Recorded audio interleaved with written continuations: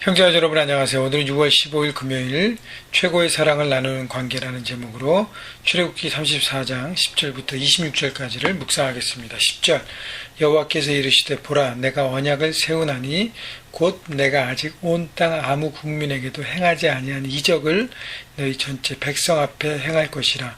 내가 머무는 나라 백성이 다 여호와의 행하심을 보리니 내가 너를 위하여 행할 일이 두려운 것임이니라. 하나님께서 이제 모세의 기도와 모세의 중부와 모세의 그 마음 어린 여러 가지 그 간곡한 요청에 따라서 하나님께서 마음을 움직이시고 용서하시고 이스라엘 백성과 새로운 언약을 맺으신다고 말씀하십니다. 자, 그래서 이 언약은 이전과 틀린 것은 은혜의 하나님의 용서와 하나님의 은혜와 하나님의 사랑에 더 깊은 하나님께 다시 기회를 주신 그 언약이기 때문에 참 감사한 것 같아요. 그래서 언약을 세우는데 온 땅의 어느 백성에게도 행하지 않은 이적이라는 것은 하나님께서 이스라엘 백성들을 온 열방 중에서 택하셔서 그들에게 선택된 민족이 되게 하시고 그 다음에 땅을 주십니다.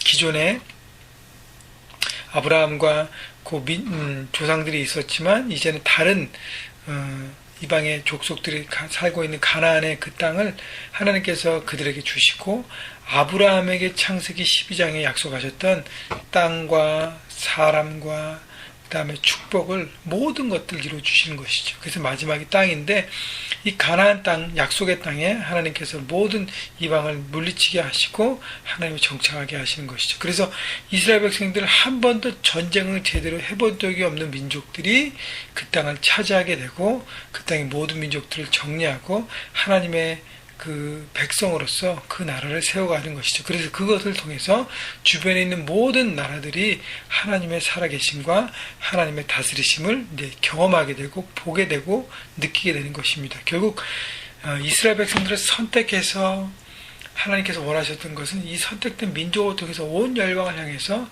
하나님의 영광을 드러내게 하는 것입니다. 결국 마찬가지예요.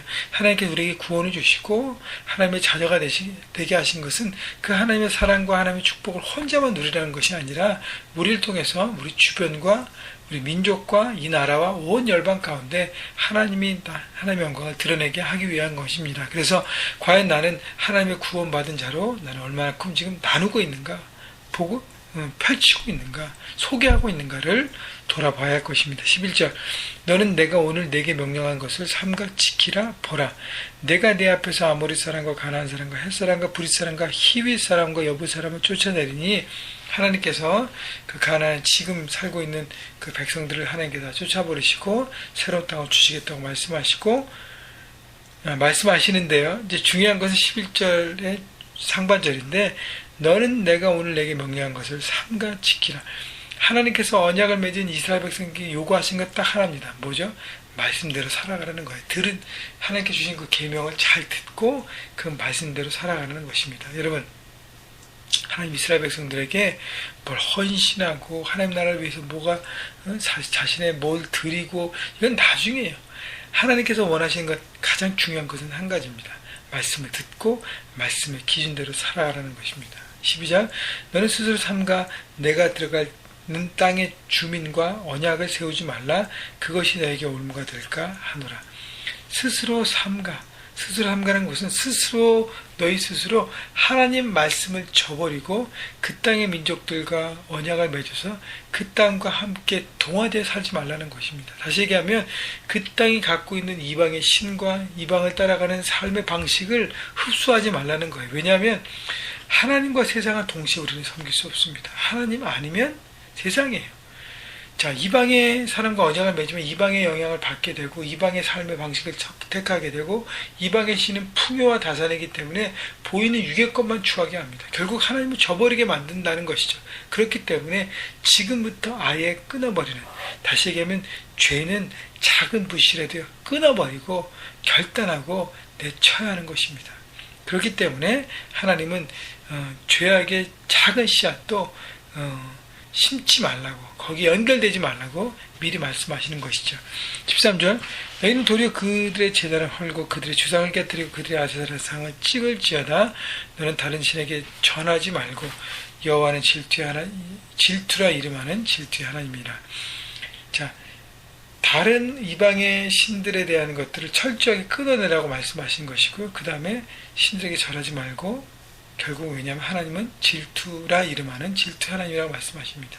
다시 얘기하면요, 하나님은 우리에게 최고의 사랑을 받기 원합니다. 여러분, 남녀가 사랑할 때도요, 내가 사랑하는 여자가 있고 남자가 있다면 그 사람만 사랑하고 그 사람만 사랑한다고 고백하고 그 사람밖에 없음을 고백해야 온전한 사랑이 이루어집니다.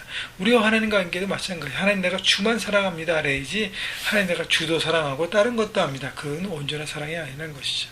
그렇기 때문에 하나님은 하나님만 사랑하는 백성들을 기대하시고 바라보시는 것이죠. 왜냐하면 하나님은 이스라엘 백성들을 그렇게 사랑하시기 때문이에요.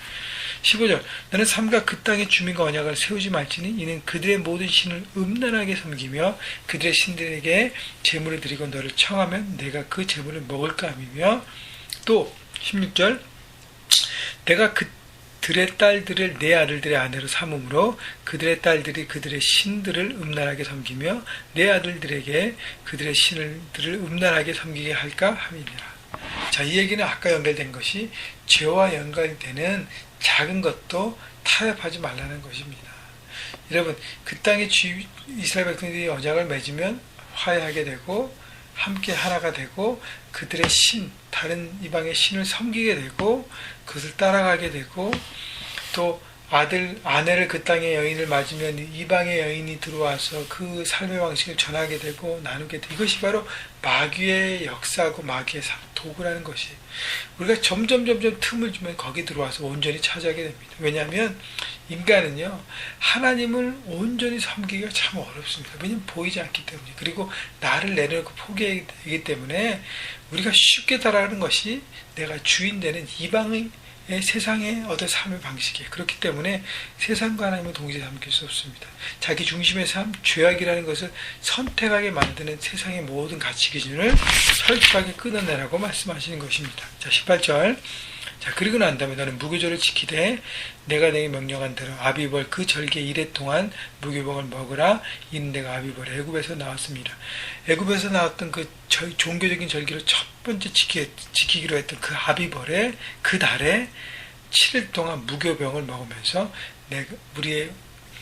우리가 하나님의 은혜로 이 애굽에서 출애굽되어서 구원받은 것을 감사하고 기뻐하라 그러고, 그것을 자손들에게 2세 3세들에게 가르치면서 바로 하나님께서 구원한 그 날을 기억하고 바로 우리가 하나님의 자녀이고 하나님의 은혜 안에 살 수밖에 없음을 기억하고 바라보는 삶을 살라는 것입니다.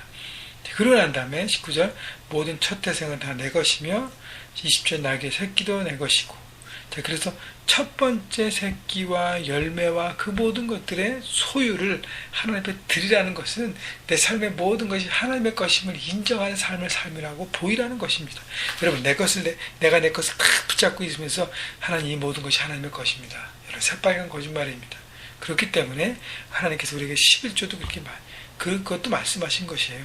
내 소유의 10분의 1을 하나님께 드리라. 이 얘기는 뭐냐면 내 삶의 주인이 하나님이 되시면 10분의 1을 드리면서 고백하라는 것입니다.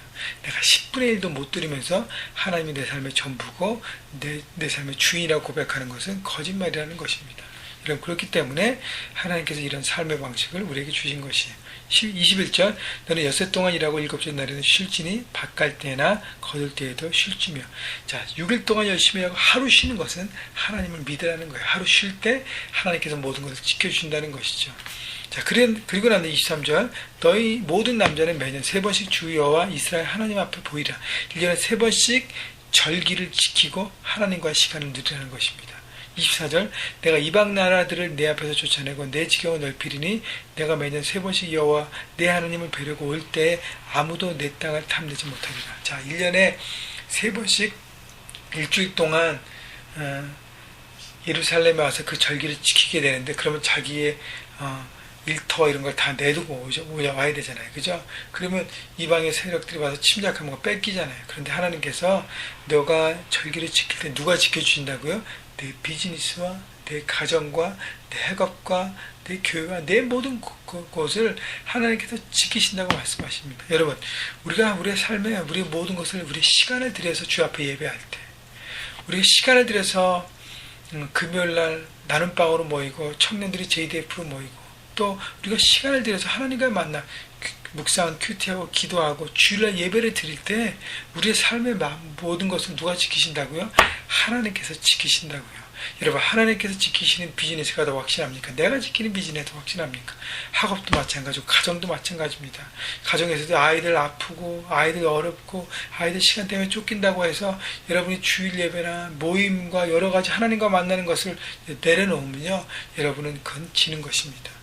힘들지만 지키고 나갈 때 하나님께서 모든 것을 지켜주신다는 것입니다. 여러분, 그렇기 때문에 하나님의 주인 되심을 하나님의 자녀로서 살아라. 이것이 바로 언약 백성으로 살아가는 하나님께 우리에게 주신 삶의 방식입니다. 오늘도 이 말씀을 기억하고 삶의 현장에서 적용하면서 하나님의 백성으로 하나님 나라를 이뤄가시는 축복을 나누시는 하나님의 구원을 선포하시는 여러분 모두가 되시기를 주님의 이름으로 축원합니다.